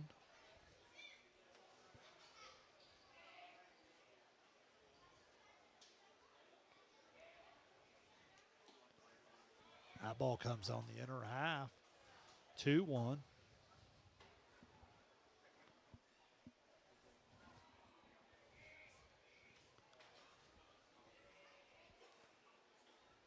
There's a swing and a miss, and now Symmes Valley down to its last strike.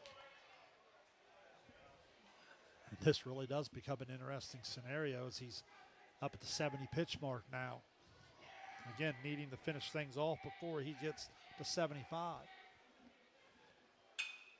There's a fly ball out to center field. McDonald has a beat on it, and he'll haul it in, and that will do it. Andrew Oyer absolutely terrific in the 4-hit shutout. Offense got it going in the third inning, capped it off with a huge fourth inning, and Huntington wins it 13-0, and the top-seeded Huntsmen will return to the VA Tuesday night to play for a district championship against the winner of Southeastern and Manchester. Stay with us. We'll be back to recap this, and then we'll ask you to switch over links and join us for our fourth and final game of the evening. You are watching high school tournament baseball on SOSA, presented by Ohio Health. Glo Fiber is now in Ohio. And with gig speed fiber internet, we're keeping things real. As in real reliable speeds. Real people who really want to talk to you. Not to mention, real simple pricing. Switch to Glo Fiber today to get real fast, real reliable fiber internet and your first month free. Glo Fiber is here. Welcome to Glo-Hio. Call 1-833-WANT-GLO or visit glofiber.com to switch today.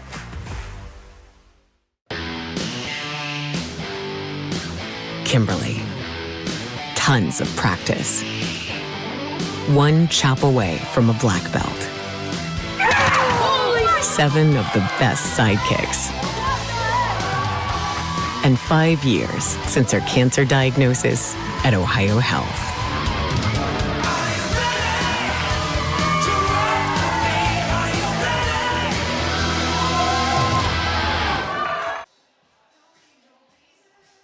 Welcome back. VA Memorial Stadium. The top-seeded Huntington Huntsmen defeat Symmes Valley 13-0 to advance to Tuesday night's district championship game.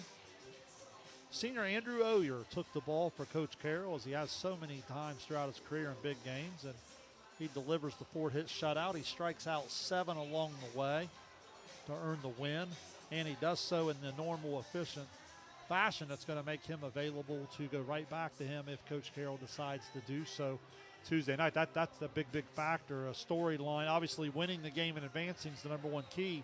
But once you started to extend that, don't you agree, Carson, that that's a big storyline in this one, his availability now come Tuesday? Yeah, and I think that there was strategy that factored in throughout this game where, yeah, obviously you're winning the game, but you also want to win efficiently. And I think tonight Huntington won efficiently to where not only did they win on the scoreboard, but they won the strategical aspect going into the next game to where, yeah, Andrew Oyer, your best pitcher, he can come right back out and throw again in that district title game. Yeah, no question about it. The offense is really, there'd be all sorts of things to go through. If you go up and down the line, Hirsch, McDonald, Hopkins, Lowry, Calvin Hirsch, and then Hardesty, Long, McKnight, and Oyer all playing a huge factor in this somewhere. I thought some of the keys were good early at bats, outstanding base running, the aggressive style that Coach Carroll likes to go with. But then I was impressed with 3 or 4 Huntsmen ability to show off some pop and hit the ball in the gap and really start to break things open. A really complete offensive performance for Huntington. Yeah, and I had said that earlier to where, yeah, they're hitting the ball well, but they're also putting the ball in good spots to where they can turn singles into doubles or doubles into triples, turn 1 run into 2 or 3 runs. You know, just all around a complete showing. Base running was excellent as well, and, you know, Huntington, they're rolling right along into that district title game on Tuesday. I do want to give a shout out to Symmes Valley here. You know, they're 9-1 in their division. They win the thing. I know some seniors that we want to highlight. Tell me if I missed some here. Strow and Korn and Gothard, and I believe Wheeler is also a senior. But I wanted to ask you about Tanner Korn. You know, if you go back to the first 2 innings when he's on the mound, you know, Huntington had the 1 hit. We're in a scoreless game, and then unfortunately he's unable to continue there. Looked like the arm maybe started to bother him a little bit. But takes nothing away from the unbelievable career that Strow and Korn and company have had leading this Symmes Valley team. Yeah, completely different ball game if Korn is able to stay in the game pitching-wise. But, you know, nonetheless, just wasn't meant to be for Symmes Valley tonight. They say goodbye to the following seniors: Noah Hutchison, Tanner Korn, Ashton Gothard, Nate Wheeler, and Andy Strow. 5 terrific athletes. Miss Noah. I apologize to Noah. Thank you for getting that. Yeah, no worries. But those 5, they leave behind a great legacy at Symmes Valley, one that is going to leave some big shoes to fill for Coach Holland next season. Hey, real quick, too, while we have this audience, before some decide to switch over to Southeastern Manchester, tell them why they should. Tell them what to expect in that one. We're going to have another great pitching matchup in this one. Carson McWhorter for Southeastern, Luke Applegate for Manchester. 2 teams that, you know, they've also battled some tough schedules throughout the year, clashing in a district semifinal. And also, if you're Huntington, you want to get a look at maybe who you're going to be playing in Tuesday's district final. No better time than now, but should be a great game. Some great athletes on both sides. 2 really good ball clubs who are well coached, and should be a great game to finish us off here at the VA. Well, with both teams warming up down the line, let's see, it's 6:39 based on how they've been doing it. They said 7:15. Yeah, I was going to say I could see somewhere in that 7:10 to 7:15. So we'll move off of this one. Remember, you'll have to go over and find the link for Southeastern Manchester, and make sure you do that to join us for what should be a good one. So for Carson, I'm Shane. Final score for the final time: Huntington all over Symmes Valley, 13-0 to advance to the Division 6 District Championship. So long, everyone.